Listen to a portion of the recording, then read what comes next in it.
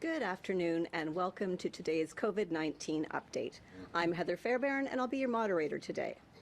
Before we begin, allow me to introduce Premier-designate Mr. Tim Houston and Dr. Robert Strang, Chief Medical Officer of Health for Nova Scotia.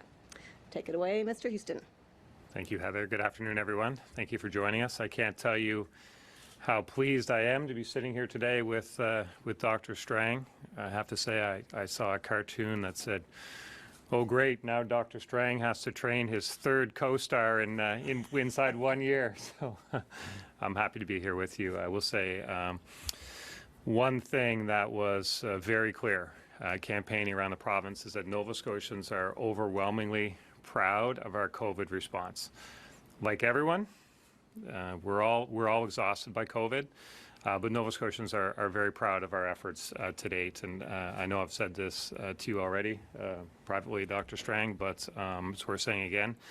Thank you and the entire team at Public Health. We appreciate the work you've done to keep Nova Scotians safe. And continuing to keep Nova Scotians safe during what we hope are the final phases of this pandemic is a priority for my government. So to all Nova Scotians, during the campaign, I was clear that your new government would work with Dr. Strang and his team at Public Health to make common sense decisions focused on keeping Nova Scotians safe, and I meant it. I've had some good conversations with Dr. Strang over the past few days about the pandemic, and in fact, we started those conversations the morning after the election. So Dr. Strang and his team are keeping a close eye on COVID-19 activity in the province. And Dr. Strang will talk in more detail today about what he's seeing. But most cases that we're seeing in this province are related to travel. With the Delta variant causing rising cases in other provinces, we must continue to be vigilant while we turn our attention towards a further reopening of our province. So as we do, we'll continue to follow the advice of public health experts. Of course, vaccination is the best protection against COVID, and I applaud Nova Scotians who have received their first dose, their first shot, and the 70% of Nova Scotians who are now fully vaccinated. But there are still 100,000-ish Nova Scotians who could get vaccinated but have not yet taken that step. So I want to remind them that to get to phase 5, where we will really begin to live with COVID, we need to have at least 75% of Nova Scotians fully vaccinated, along with low COVID activity. So to reach this target more quickly, we are asking Nova Scotians who have had their first dose to get their second dose as soon as possible. We are also asking Nova Scotians who have not yet gotten their first dose to take that step, to protect themselves, to protect their family, to protect others. Right now, we expect to be at almost 72% fully vaccinated by the end of August. And Dr. Strang has confidence that we can meet our 75% target by the middle of September, or maybe even sooner. That's why today we're setting September 15th as the target date to move to phase 5. This date is based on the projected timeline to hit that goal of 75% of the population fully vaccinated. If we hit the target sooner, we'll work with Public Health to change the date accordingly. But we want to give Nova Scotians a sense of where we are and what the plan is so that they can begin to plan themselves. I know everyone is asking, what does phase 5 mean? Quite simply, it means no restrictions or mandatory public health measures. And that's something that I know most of us are really looking forward to. We'll continue to have appropriate border measures and isolation for travelers who are not fully vaccinated, because with most of the cases related to travel, continuing to protect our borders is key to limiting the spread of COVID in Nova Scotia. So to that end, given the situation in New Brunswick and the connection to new cases here at home, Dr. Strang is today recommending we reestablish border measures with New Brunswick. If you're fully vaccinated, these restrictions will not apply to you. However, if you're not, they will. And they are that Nova Scotians and New Brunswickers who are not fully vaccinated but are traveling will have to quarantine on re-entry or entry into Nova Scotia. And that will be a week of quarantine and testing if you've had 1 dose, and 2 weeks if you've not had any vaccine at all. We expect this to impact a very small number of people, and an even smaller number of people when you consider that there will be protocols in place for healthcare and other workers, for students, for quick drop-offs and quick ups in ins and outs, to name just a few. The reality is being cautious has kept this province safe, and we will continue to be cautious. Part of life returning to some semblance of normal means a return to school. So with just a few weeks left for summer vacation for students, sorry guys, just a few weeks left though, we're also announcing today the back to school plan. School starts for students on September 7th. Since we likely will not be in phase 5 by then, masking will still be required in schools for the time being. We will reassess that requirement for phase 5 and transition to voluntary use of masks in our schools as we get closer. But beyond masking, back to school should look very familiar for students, teachers, and staff. Following the advice of Dr. Strang and his team at Public Health, schools will return to a more normal routine. Key lessons learned, like more enhanced cleaning, will of course continue. But I'll turn it over to Dr. Strang to provide more details and context of both phase 5 and the upcoming school year. Dr. Strang. Thank you, and good afternoon, everybody. And first, I'd like to congratulate and welcome you, Premier-designate. Today, we are talking about how things are likely to look in September. The 4th wave has arrived in many parts of the world, and case numbers are rising even in Canada. Right now, our case numbers are manageable. There's no sign of community spread, and most of our cases are related to travel or close contacts of previous cases. But it's only a matter of time before the 4th wave is here in Nova Scotia too. We should expect to see increasing case numbers and even localized outbreaks, largely in unvaccinated groups. The key to getting through the 4th wave is vaccine, and I can't say that strongly enough. The more vaccinated we are, the less impact a 4th wave will have on people, our healthcare system, and our economy. We are in good shape, but we aren't where we need to be yet. About 70% of Nova Scotians are fully vaccinated, and we are leading the country with our vaccination rates. And I'm proud, as you should be, of the work Nova Scotians have done to protect one another. Our target to move into phase 5 is 75% of all Nova Scotians with 2 doses of vaccine. We had hoped to reach that by the end of August. Now we expect to be at 72% by then, which is close but not close enough. We need everyone who had their first dose to get their second dose as soon as possible. And if that is you, if you're waiting for your second dose, please do not wait. Move up your appointment, get your second dose now. Every 10,000 people who does moves us 1 percentage point closer to our target. And I also want to reiterate that it's never too late to get your first dose. The Premier-designate noted that there were 100,000 people who could get vaccine but haven't yet received vaccine.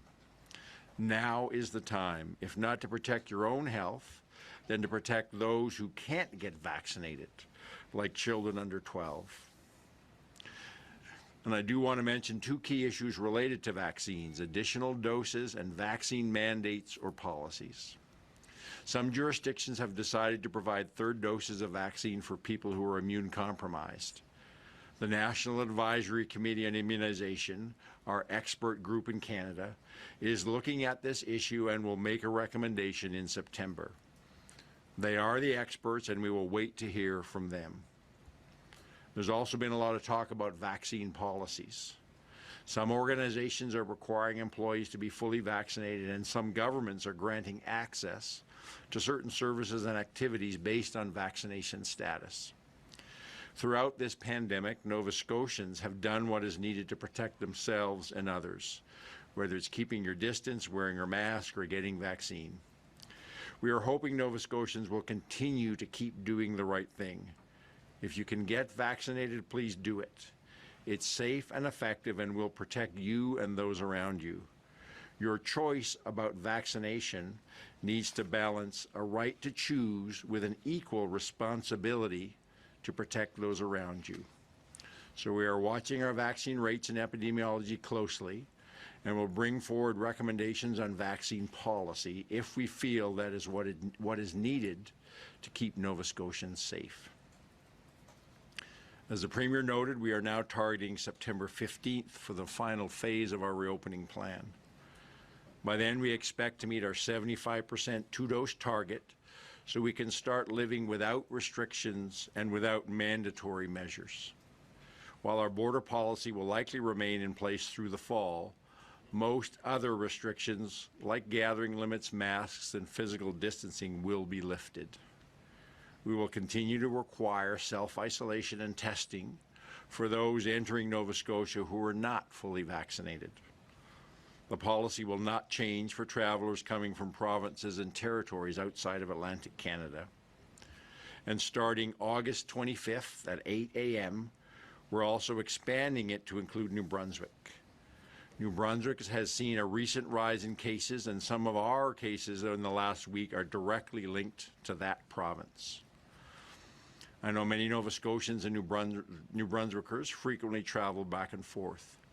You should not be impacted by these changes, as we will have the same protocols in place for these circumstances that we have had previously.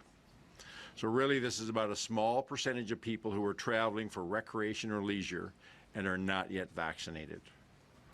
But by being cautious and acting quickly, this is what has kept us safe throughout the pandemic. And to people who are concerned about this measure, if you don't want to have to self-isolate after traveling, now is the time to get fully vaccinated.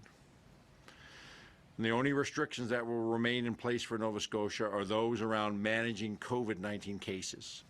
We will still test, track, and trace COVID-19 cases. We will still offer symptomatic testing and ask people to isolate while they wait for test results, even if vaccinated. If you test positive, you'll need to quarantine and follow public health direction. High vaccination rates and low case numbers means we won't need to focus on general asymptomatic testing, so we will begin eliminating that option. It will still be available to incoming travelers who need it, and to close contacts of confirmed cases and anyone else who is directed by public health to get tested.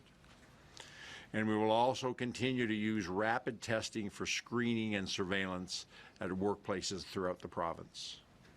But things like masking, physical distancing, and gathering limits will no longer be necessary. And I'm sure there are mixed views on this. Some will be thrilled to get rid of masks, and others will be nervous to stop wearing them. And that's totally normal. It's time to start living more with COVID. Even if we see rising case numbers that would have previously meant province-wide restrictions, our vaccine coverage means that we can carry on with only border restrictions and maybe, if necessary, targeted local restrictions. But we also need to keep practicing the good habits that help reduce the spread of COVID-19 and, quite frankly, will also help reduce the spread of influenza and a range of other organisms that cause other respiratory and other gastrointestinal illnesses. So staying home when you're sick, washing your hands regularly, coughing and sneezing into your elbow, and regularly cleaning high-touch surfaces are important whether restrictions are in place or not. And as I said, they'll also protect us from a range of other viruses and bacteria. Even though masks won't be mandatory in most places, we still strongly recommend that you keep wearing them in indoor public places, especially as we move into the fall and winter. And let me just touch briefly now on the school reopening plan. It is based on public health guidance from my team and lines up with the direction we're going in general as we enter phase 5. Students, teachers, and staff have had two difficult years. This year should be easier. The school routine will look almost normal. And when we move into phase 5, masking will become voluntary for schools as well. With our vaccination rates and current epidemiology, I'm comfortable with the plan put forward by the Department of Education and Early Childhood Development. As the Premier said, if we keep our communities safe, our schools will be safe. We need to balance the risk of COVID-19 with the impact COVID has had on young Nova Scotians. In-person schooling is vital for a child and youth development. We need school to be as familiar as possible while keeping staff and students as safe as possible. The back-to-school plan sees a return to all school activities like sports, band, music, food programs, and clubs. Visitors will be allowed into schools following core public health measures, and school gyms will be open to community use after hours. If there is a case of COVID in a school, family, staff, and close contacts will be notified, but people should expect schools to stay open. If there are rising case numbers in a school or community, then we'll act quickly to put measures in place in that school or in that community to control things. But our goal will continue to be to keep schools operating and open as normally as possible. COVID-19 has started to move from a pandemic to a more regular part of our lives. But we need to begin to live with COVID. And to do that, we need enough Nova Scotians to get fully vaccinated. When that happens is ultimately up to us. So please get vaccinated, especially people who are aged 12 to 35. And keep practicing the healthy habits that have helped keep us safe. Wear a mask even when you don't have to. Indoor places when you're around other people. Wash your hands and stay home when you're sick. Heather. Before we begin the Q&A part, I'm hearing that we're having a little glitch with our Wi-Fi, our live feed. So if you're using our Wi-Fi in the room, if you're able to get off it, we'd appreciate that. Thanks so much. We are going to open it up for questions from media in the room and on the telephone lines. For those on the phones that may have not heard earlier, we are introducing a new format today. So we're going to open it up to the room for questions for about 20 minutes, then I will turn it over. I will check in on the phones, and we have quite a few outlets on the phone, so I'll call you out by name for one question, we'll go through the list, and then we'll turn for a second time if there's time to do so, and then return to the room for final questions. All right, so we'll open it up to questions in the room. Go ahead, please. Mr. Houston, congratulations. Well, last time New Brunswick was singled out, we had an issue at the border. I'm wondering whether you have talked to Premier Higgs and whether, and I'll ask Dr. Strang to also comment on this, and whether both provinces are on the same page with what it is Nova Scotia is proposing. Yep, absolutely on the same page. Have been in contact with Premier Higgs' office, and you know, I don't want people to lose sight of the fact that these restrictions are for unvaccinated people. So that's a cohort of people. It's not for everyone. Those that are fully vaccinated, it's business as usual. But for those that are unvaccinated, there's restrictions, and you know, both provinces are on the same page around those restrictions. Yeah, I've also contacted Dr. Russell. We're both working to think what are the things in place that are going to support and encourage people in both our provinces to get vaccinated. So.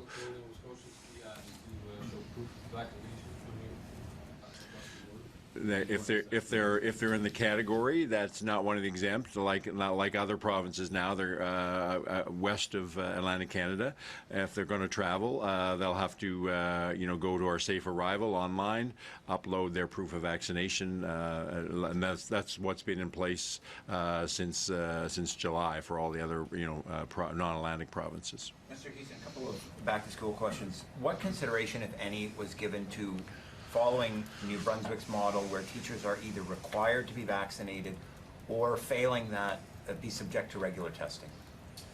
It's not something, I mean, there is discussion around overall vaccine policy. For that would be for schools, that would be for other institutions as well. But right now, at this point in time, and Dr. Strang can add to this, but with our epidemiology in this province, with our vaccination rates in this province, and our history, schools have been safe in this province through the whole pandemic. So I think when you factor in those things, I think that I had great comfort in the plan that I saw. Post-secondary institutions are moving forward with mandatory vaccinations. For parents who are concerned that teachers aren't mandated to be vaccinated, especially given that children under 12 may still be at risk because they can't get vaccinated. What do you say to those concerns that are being brought forth by parents? Well, I say first off, I mean, at least until we get to phase 5, which is probably a couple weeks away, there will be masking and other you know, the cleaning, the advanced cleaning criteria is still in place. So I think overall, when you look at, we can't lose sight of our overall vaccination rate in this province. I mean, that's an important thing. We're at somewhere in the range of 72% right now, fully vaccinated. When we get to phase 5, it'll be 75% fully vaccinated. That's you know, compared to other jurisdictions that are instituting other restrictions, different restrictions, they have different vaccination rates. They have different epidemiology. So, well, I guess my overriding message to educators and to parents and to students themselves is we'll do everything to keep you safe. And right now, with the plan we have today, we feel that keeps people safe. Add to that, I think, you know, looking at that, our overall vaccination rates, but even knowing that if you go by age breakdown, the 35 and above have very high vaccination rates. So that's the vast majority of teachers are in that age cohort. So I don't think we have a huge amount of unvaccinated teachers out there. We're very good in terms of the 12 to 18-year-olds. It's the 20 to the 35-year-olds that are still doing well, but not as well as everybody else. So we always have to look at what we're doing and there's a principle in public health. You have the least intrusive measures necessary. So we've done very well in Nova Scotia by following an educative approach and supporting people to get vaccinated. As I said in my remarks, we'll continue to look at our vaccine coverage and look overall in terms of where we might need to have a policy-based approach to go to that last step, if you will, to make sure we have the highest possible vaccine coverage. If we were at the 75% coverage right now, would these New Brunswick restrictions be mandated again and re-implemented today if we were at that August end goal of 75%? So that's one factor, but the main factor that's driving adding additional restrictions for New Brunswick is the epidemiology in New Brunswick, and what we're seeing is that's been driven by unvaccinated people, and we're starting to now see, again, mostly in unvaccinated in Nova Scotia, but we're starting to see some cases in Nova Scotia and contacts in Nova Scotia linked directly back to New Brunswick. So we feel it's necessary to put that extra layer of protection, if you will, focused on people who are unvaccinated, that you can't just come freely into Nova Scotia. You need a period of quarantine. To me, that's very legitimate. Our whole goal is to keep Nova Scotians safe, and people who choose to be unvaccinated are going to have to go to extra measures to keep the rest of us safe. Mr. Houston, yeah, it's congratulations, by the way. It's 6 days ago you won, but it's a bit unusual to see a premier-designate essentially acting as the premier in a sense. I'm just wondering if you could sort of walk us through how this came about today, that you're the one sitting in front of us and that we're having this news conference today with you telling us what you're going to do. I think probably this is my first transition, so I'm not really sure. But I mean, I think probably every transition is a bit unique. So I will say that I was very sincere in the outreach to have an all-party committee to talk about COVID and where we go from here. There wasn't much uptake from the other parties. So look, Nova Scotians are anxious for the back-to-school plan. Nova Scotians are anxious to know what phase 5 might look like and when that might happen. So here we are today communicating that to Nova Scotians. Mr. Houston, you and Dr. Strang have both talked about how if this is going to work, people have to continue to follow public health guidelines, including staying home when they are sick. And one of the things that we heard throughout the pandemic is that for some people, they're quite literally making the decision between staying home when they're sick and whether or not they have enough money to pay rent. Where are you and your team on the question of paid sick days for everybody so that they don't have to make that decision? Yeah, I mean, look, nobody wants people having to make those types of decisions, particularly not during a pandemic. So I understand the emotions of those decisions. But for me, it's I'm just getting up to speed on a number of files, and that would be one of them. But my position all along has been, to the extent that there is a need for paid sick days. That's a discussion that the province needs to have with the federal government. There's a role for the federal government in that. So there's a number of things that we'll be talking to the federal government about. Obviously, healthcare in general is something that I'm passionate about fixing, and there'll be a need for partnership at the federal level on that. There's a number of other things as well. So we have a lot of discussions to have with the federal government. That'd be one of the. Some Question for both jurisdictions. of you, but I'm just wondering if you, if we're moving this to phase 5, perhaps just in September, do you expect the state of emergency will also be lifted around that time? So I guess I'll go first, but the state of emergency just being in a state of emergency has a number of implications. Obviously, it gives some authority around border controls. It gives some authority to make some public health decisions.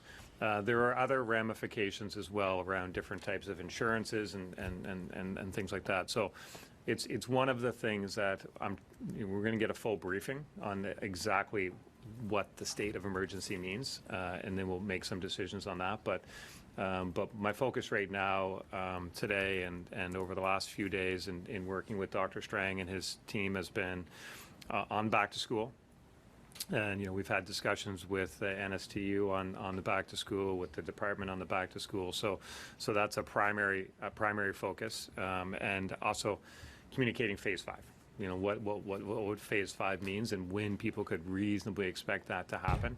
Obviously, the New Brunswick border thing is something that's kind of came up over the last few days as well. So there's lots of issues around the pandemic management. And we're going to work closely with public health on all of them, including the removal of the state of emergency.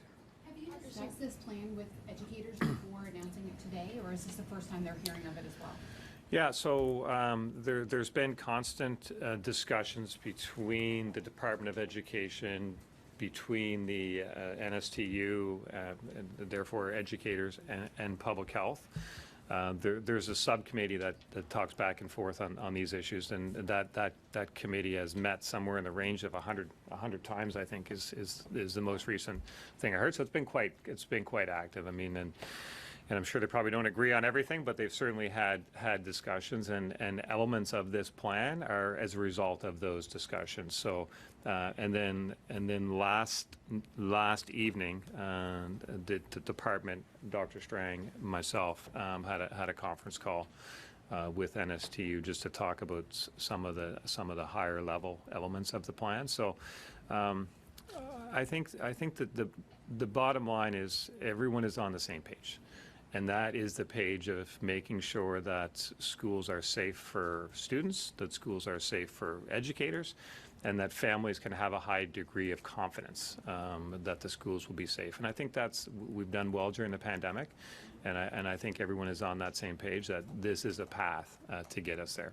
There was a suggestion recently that some people who have appointments for a second dose way down the road, we're going to have those appointments canceled in an effort to get our vaccination rate up sooner. Did that actually happen? Were those appointments canceled and people forced to rebook? Yeah, no, first of all, the canceling appointment is not, the purpose is not being to force people to move up. It's been, we've had community clinics, but, and the community clinics were necessary when we had large volumes of people getting immunized. We don't need those people anymore, so we've closed them down.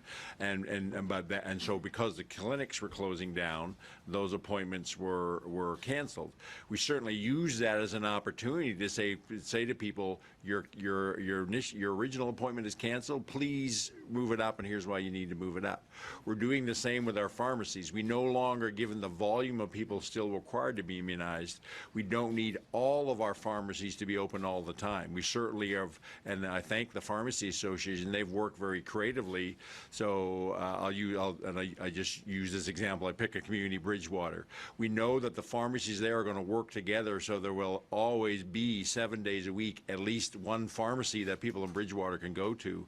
but we don't need all of the pharmacies in Bridgewater open all the time, given the volume of people. So because of that, there's been some people with some pharmacy appointments have had their appointments canceled. And again, using the opportunity for them to say, rebook your appointment, and here's why you need to rebook it as early as possible. But I think it's important to understand that the primary reason of canceling the appointments was not to force people to move things up. It was because of operationally the amount of capacity we need now in these last phases of our vaccine program.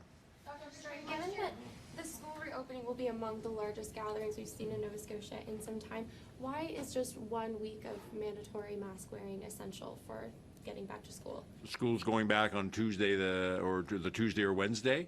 If things go well, we'll look at the 15th for phase 5. We've already talked about that. Certainly, that it would make sense to keep the masks on until the end of that week and make a transition over the weekend.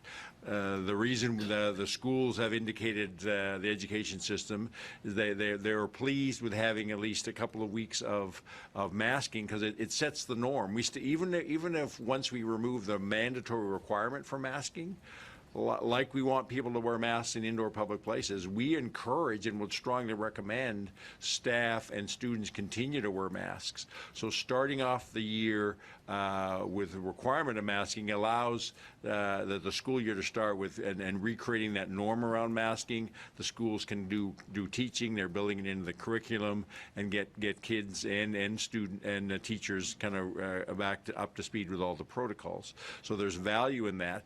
If for some reason our epidemiology changes, then we will relook at that.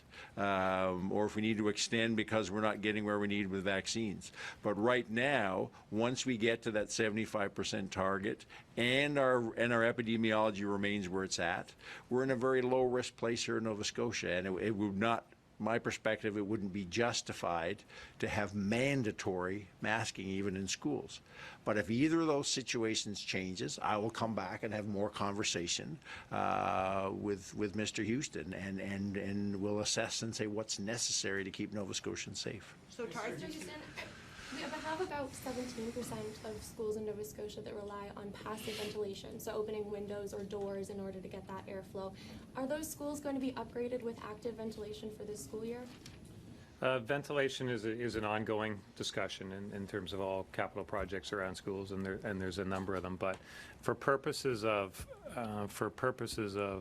COVID, I think I have a high degree of confidence that schools are safe, particularly with the masking for the first while we get to higher vaccination rates across the community. So that's an ongoing discussion, but there's no conclusion on that today. You were asked a question about the state of emergency, and I'd be remiss if I didn't ask you about rent control. I know what your policy is on rent control, and you favor increased supply, but of course, building more supply takes time. And so when we look at the interim, what is your view on whether or not the current rent control that's in place should continue to be tied by the state of emergency, or do you foresee a scenario where it needs to be extended while that housing stock gets increased? I don't see a scenario with extending that. That's not something that I've been focused on. I feel very sincerely that the solution to the housing crisis is more housing stock. I don't believe that rent control is a solution to the housing crisis. I have calls from people who have lost their rental because of rent control. Somebody just said, I'm not renting anymore because of that. So it's a complicated issue that requires a thoughtful solution. So what I would say to people is we're going to swear a cabinet in next week, and right away the minister, the appropriate minister, and myself will meet with the Housing Commission too, the commission that studied this, and really get to work. We want to get to work. We understand the anxiety that people are under. We're totally sympathetic to some of the more dramatic situations we hear about. I mean, I don't want to give the impression that I'm not concerned about it. I think every Nova Scotian is concerned about it. But at the same time, we have to have real solutions. We have a housing crisis. We have to address it. And that's going to take some time. The police involvement and use of force in the shelter evictions that took place last week. Obviously, that was an HRM decision. I've spoken to the mayor to try to understand, how it got to that point, and there's the number of steps that had happened along the way. So I'll have further discussions with them, but I don't think anyone wants to see violence on either side. And law enforcement was doing their job. They were doing what they were asked to do. The bigger picture for me is, the bigger question for me is, how do we get to the point we have 10 cities in downtown Halifax? And we didn't have those 8 years ago. So how do we get there? How do we get to the real solutions on that? But as I say, the rent control, the housing crisis, all of these, particularly sad situations we're seeing, are going to require good policy going forward. And if I had a magic wand, I would have pulled it out last week and fixed it. But we just don't have it. But we have to address the root causes of these issues if we really want to move the province forward. Dr. Strang, I know this is a politically charged conversation on the topic of what happened last week, but given that housing is a social determinant of health, and many health colleagues of yours spoke out against the police action that was taken last week, saying it was disproportionate and not in the best interest of health, where do you stand on that? Well, I think we always have to look at understanding why people are homeless, and that we treat people in a compassionate, understanding way, and build in supports that we need a range of solutions to the housing crisis. Some of it's affordability, some of it's people with mental health addiction issues that we need to do a better job of supporting in the health and social supports, so they can be in appropriate types of housing. So as Mr. Houston said, this is complex, and there's no easy answers here. But hopefully we can always address this by understanding that there are people are there for a reason, and then how do we work with them to understand what are the solutions that are going to allow them to be in a safer place, that housing is a fundamental need for overall health. Dr. Strang, you have public health concerns about the use of pepper spray on a public street. I'm not going to comment directly into kind of actions police took or did not take. I've not been involved in enough detail of either side to make any comment on that. But I would say that we need to step back and look at how we do things moving forward, understanding there's reasons why people are out on the street without any homes, and how do we work together to build solutions to understand that are going to work for people. And if people are saying the solutions that are given them are not going to work for them, then we need to understand what is going to work for them and work collectively across communities to try to get those solutions in place. Strang, there are some jurisdictions.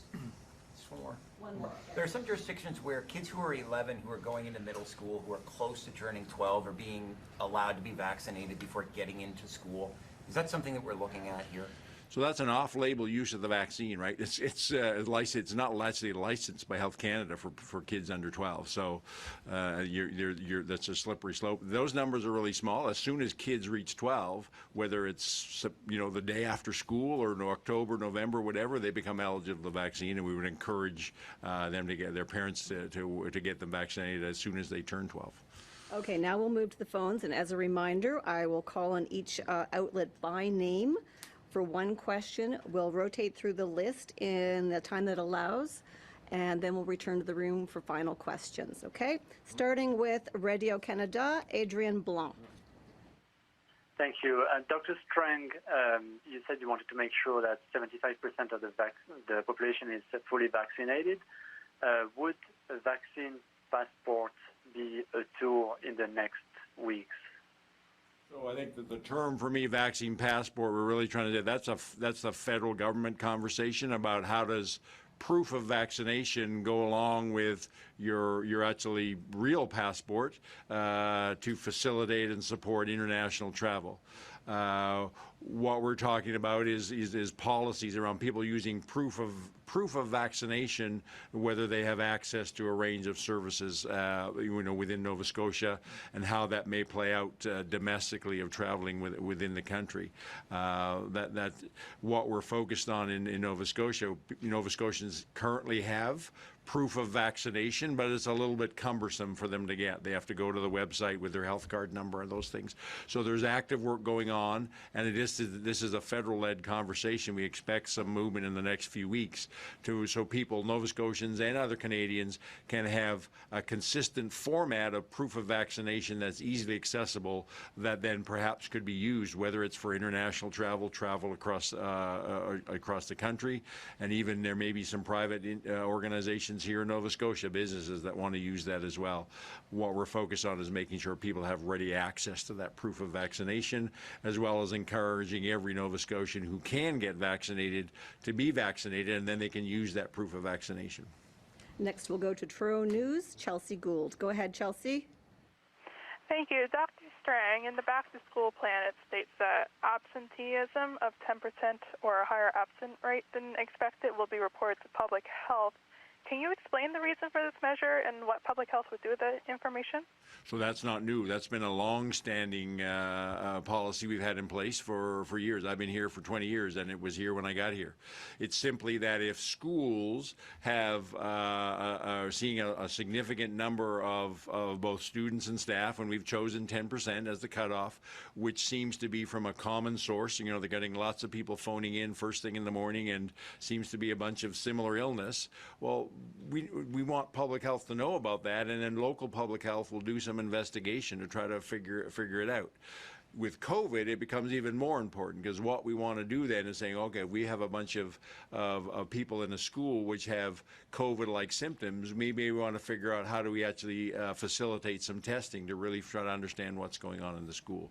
But this is not new related to COVID. It's just COVID makes it even more important. And so we're actively working with the schools to make sure that the schools understand their responsibility and have protocols in place so they can collect that information, and if they hit that target, to make sure that they know how to timely contact local public health. Next, we'll go to the Guysborough Journal. Lois Ann Dort. Go ahead, Lois. Yes, hello. I'd like to ask, what opportunities are there for parents and guardians who don't want to send their children to school if masks are no longer mandatory in Phase 5?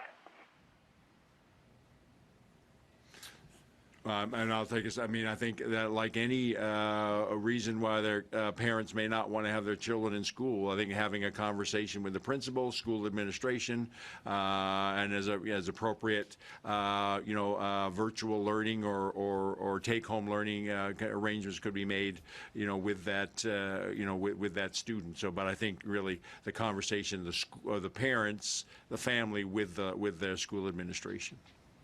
Now heading down to Liverpool, Ed Halverson at QCCR News. Go ahead, Ed. Thank you. I'm wondering what conversations have been had regarding how you determine what services will be available to Nova Scotians based on their proof of vaccination, such as, students can be in school, but can I go into a restaurant or a retail outlet, and what can they ask of me as far as requiring proof of vaccination in order to allow me in there? Yeah, go ahead. So I think we have to understand that, as government, public health is going to give advice, and we're looking at that as what is the role of government in that. There certainly is a space for a private organization or a business, as we're seeing now with some universities, to create their own vaccination policy. And if they choose, for reasons of whether it's workplace safety or creating a safe social environment for their customers, if they choose to have a vaccination policy, that they're able to do that. My message for the last number of weeks has been simply saying that make sure that you do your work, because there are legal, privacy, human rights issues that you need to be aware of as you're creating those policies. One of the key things is that you're not denying somebody. That there are very small numbers of people, and I stress very small, who cannot get the COVID vaccine, and so those people, like other people with disabilities, they need to be accommodated. So you need to figure out how you're going to do that. So, but again, with that advice I give to people around making sure you look at this from all those contexts, there's certainly nothing that would stop a private business organization going down that road. And that's why we're focused on making sure Nova Scotians have a very easy access to a digital form of proof of vaccination, so they have that if they're asked for it. And just, Ed, thank you for the question. I mean, just in terms of the province is not contemplating anything along those lines. That advice was to private businesses, I think. There was some talk towards the end of the campaign about a Scotia Pass concept, I think, Ed, that was maybe along the lines you're talking about, but that was not something that bubbled up from public health. So the province is contemplating phase 5 reopening with, restrictions removed. That's what we're contemplating right now. If that's the heart of your question, Ed, that's the answer. Next, we'll move on to Six Rivers News. Bill Martin. Thank you. My question for the Premier-designate. Of greater concern for some is the question of centralized decision-making in Nova Scotia Health. So notwithstanding the approach to COVID, will your government be looking at putting some authority back in the hands of local leaders who may in fact have a better feel or a better understanding of local needs and deficiencies? Hey, Bill, thanks for the question. Yes, we will. We talked about that as, respecting local voices, respecting the knowledge of communities in education and in healthcare. So that's something that we're actively going to make sure that there's an appropriate mechanism where local voices have a say in what happens in their community. Moving on, we'll go to CBC's Blair Rhodes. Yes, I have a question for Dr. Strang. Today, the FDA gave full approval to the Pfizer vaccine. Up to now, all the vaccines have only been approved on an emergency basis. I'm wondering, does this in any way change the playing field here in Nova Scotia? No, that's a dynamic of the regulatory approach and policies in the United States. We have both AstraZeneca and the 2 mRNA vaccines, Pfizer and Moderna, which have been fully approved and therefore licensed by Health Canada. So the FDA, that U.S. decision makes no change here in Nova Scotia or Canada. Moving on to CTV, Suzette Beliveau. Hi there. Just going back to looking ahead to phase 5. And I've just heard from many business owners around here looking at the exposure list and perhaps what it does to business for them when they see their name on there. So a lot of people wondering if those exposure lists will continue once we enter phase 5 and if that's something you're looking at keeping up. Those are all like low-risk exposure, so that's absolutely one of the things we're actively looking at right now with public health about the need and value of those, also recognizing the impact it does on when you identify a place, a business. So under active discussion within public health, and we'll bring forward a recommendation. Moving on to Tim Bousquet at the Examiner. Yes. Hello. Dr. Strang, there was as I see it in phase 5 starts, there's going to be 2 tiers. Everyone living in Nova Scotia, no restrictions. The only restrictions on travelers.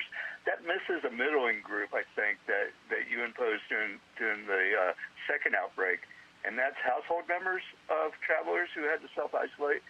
I'm thinking specifically of young school children of unvaccinated travelers who might be a vector back into the schools.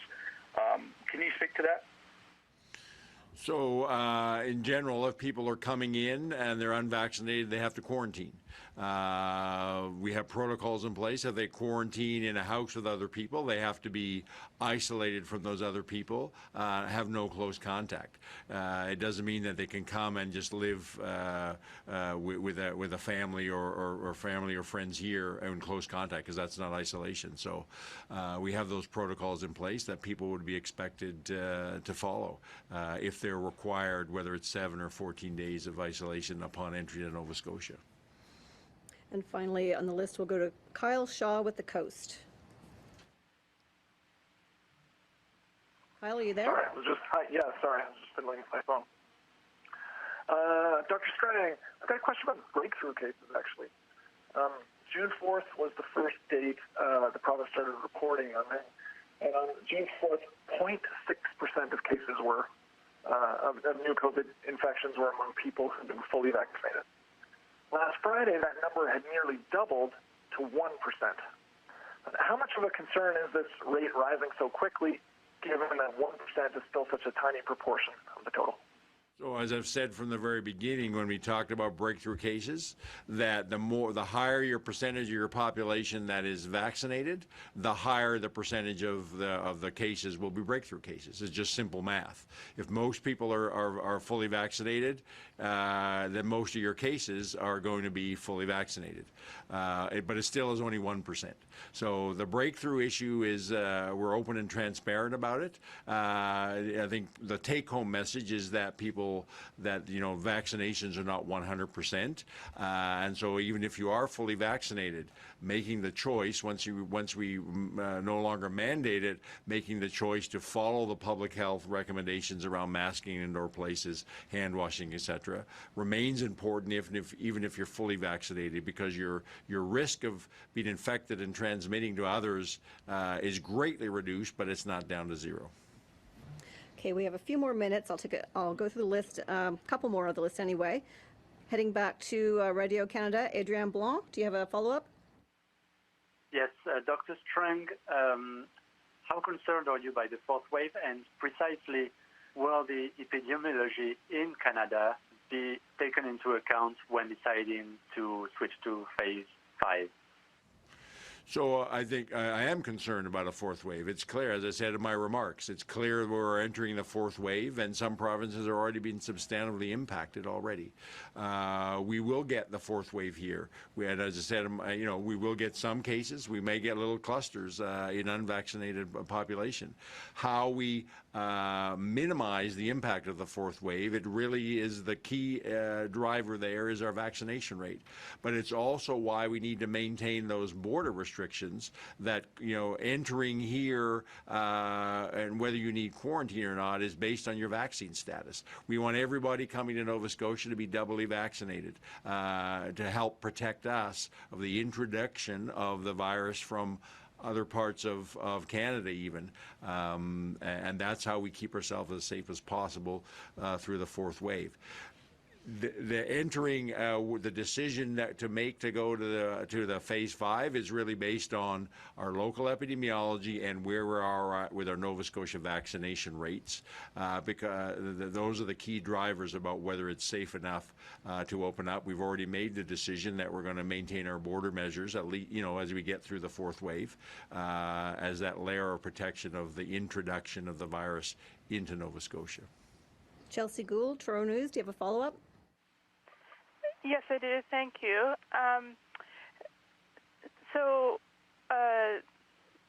You stressed that it's important for those eligible to get vaccinated, Dr. Strang.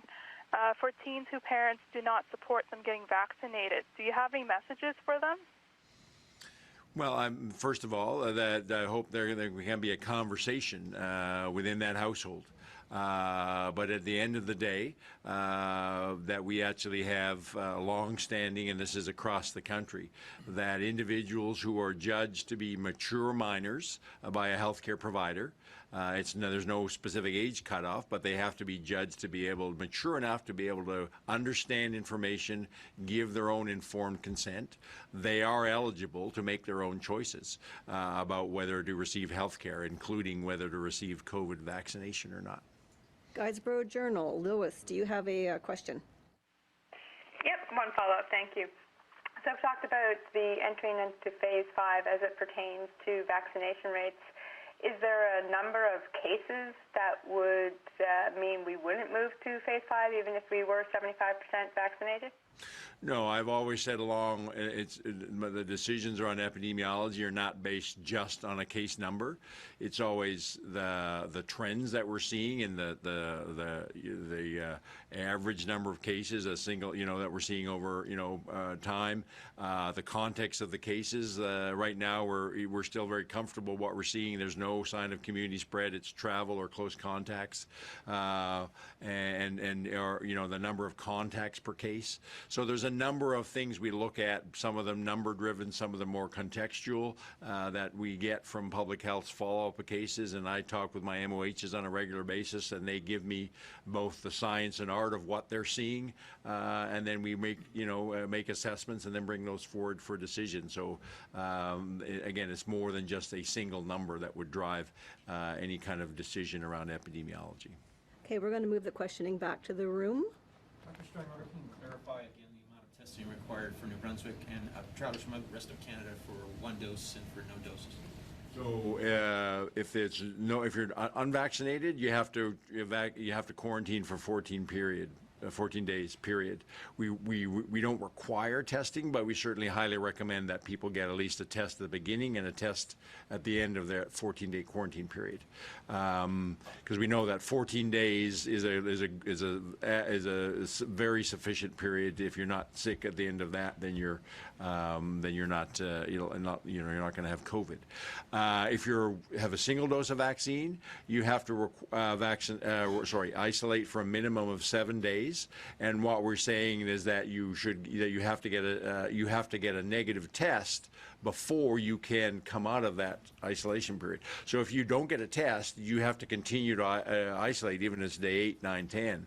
So what we say, people get a test on day 5 or 6, and then if that test is negative, once you hit day 7 ends, then you can come out of that isolation. Mr. Houston, I know you're still probably working on your cabinet picks, but there are 9 female PCMLAs to choose from. Can we expect to see some parity in this upcoming cabinet? Yeah, I'm excited about the cabinet. We have quality MLAs elected all across this province, and we'll have a very, very capable cabinet for sure. Mr. Houston, in 2019, you introduced a piece of legislation that would have made vaccines mandatory for kids as they go into school. Is that something that you are still interested in pursuing? No, but back to Natasha, the answer to your question is yes. There will be a capable cabinet, and it will be representative for sure. That was a piece of legislation at the time that let's say we thought it was a good idea, and in hindsight, we backed away from that once we learned a little more. Mr. Houston, the PEI, as part of its back-to-school plan, has plans to hire some additional staff, teachers, support staff. Is that a consideration here, or will it happen here? I think it's almost in the same line as the ventilation question, and just there's lots of discussions to be had around education and class sizes and making sure that students have the resources they need. We've committed to the inclusion report and making those changes and stuff. So there's lots of discussions to be had, but not specifically as a COVID response. I wouldn't say for the return to school. We're confident that the COVID response, as it's put forward, will make sure that everyone is safe, and there's no other elements contemplated as part of a COVID response, but there's lots of discussions to be had around education. Mr. Houston mentioned earlier the Scotia Pass idea that was floated during the campaign. You'd kind of previously been averse to vaccine passports, or the idea of them saying it could lead to less vaccination. I'm wondering if your position has changed at all, or if you can elaborate on your position now on vaccine passports. So my position, I think, has been consistent all along, is what I articulated earlier, that we're not looking at that in general as a government kind of initiative, but that individual businesses and organizations, as outlined to the answer to a previous question, have that capacity. But I've always advised them they need to look at legal, human rights, other issues if they choose to go down that road. You said that, Mr. Houston, you said that you spoke with the mayor about how the city got to the point last week where folks were being evicted with police involvement. And then you said in that same sentence that obviously housing stock has been low, and that's likely led to that outcome. So what is the logic behind ending rent control before housing stock is actually increased? Just my position on all the challenges that the province faces, and there are many. In healthcare, there are challenges in housing, there are challenges in rebuilding the economy. I think as a province, we can't convince ourselves that a couple sentences or a soundbite solve problems. I'm more interested in actually getting to the root cause. So the solution to a housing crisis is more housing. We need more housing. That's the only way to solve a housing crisis. So I think there's lots of ramifications of rent control that are actually not productive to adding housing stock. So even the commission wasn't in favor of that. So I know that for some people it sounds nice and it's easy to say, it's just a few words, but most of the problems and challenges and opportunities that we have in this province can't be distilled down to just a few words. So for anyone who says that rent control is the solution to the housing crisis in this province, it's not. It's disingenuous to say that. So I won't say that because it's not the solution. So we really need more housing stock in this province. That's how we'll solve the housing crisis. Rent control is not the solution to the housing crisis in this province. It's just not. I'm sorry. But respectfully though, sir, isn't it, if not the solution, isn't it the bridge? Because if you remove it before the stock that you acknowledge needs to be there is in place, where are people who are going to be priced out of their apartments? Where are they supposed to go if there aren't affordable, if there's not affordable sufficient housing in place on the market? Well, I mean, if you institute rent control, what does that do to those that were thinking about building stock? So you have to. There's all kinds of moving parts to this, right? So, well, what I want is more housing stock in this province, and we'll take the steps to make sure that that happens. And we don't want to do something in the interim that gets us away from achieving the goal that we need to achieve. So, look, we're going to have discussions with the commission. We'll talk to not-for-profit groups. We'll talk to anyone who wants to talk to us with ideas and solutions about how we bridge, or what our long-term solutions. We'll have those discussions. We're anxious to have those discussions because nobody wants to see somebody homeless. Like, I don't want to see that. But at the same time, we have to make sure that we're making decisions for the long term. So we'll get there. We'll have discussions with anyone who wants to talk about solutions for bridging, to use your word, or whatever is necessary in the short term. Those are discussions we'll have. But I don't believe that rent control is a way to a long-term solution to the problem that we have here, and I think it could be a deterrent to a long-term solution.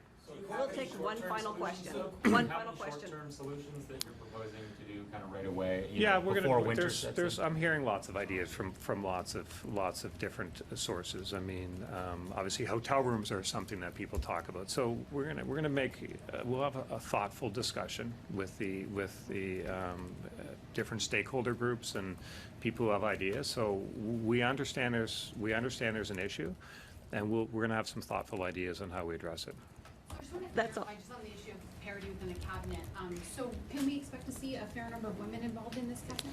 Yeah, the cabinet will be one that is equipped to address the challenges of this province. It will be capable people, and they'll be representative of the geography and gender of the province. Yeah. That's all the time we have for questions. We'll turn it back to Mr. Houston for final remarks. Thanks everyone for coming. So I know it's been a little while, but we'll make sure that we're accessible for all kinds of issues in lots of formats as we kind of get through the transition here. And to Nova Scotians, I know that I'm a new face here today to many of you, but fortunately I'm sitting next to a very familiar face whom you have come to trust in Dr. Strang, and I want you to rest assured that my government and I personally will continue to work closely with Dr. Strang and his team to protect the health and safety of Nova Scotians. That's our only goal, and we will do what is necessary to keep you and your family safe. And I will work hard to earn your trust over time. So thank you for tuning in. Thank you everyone for coming today.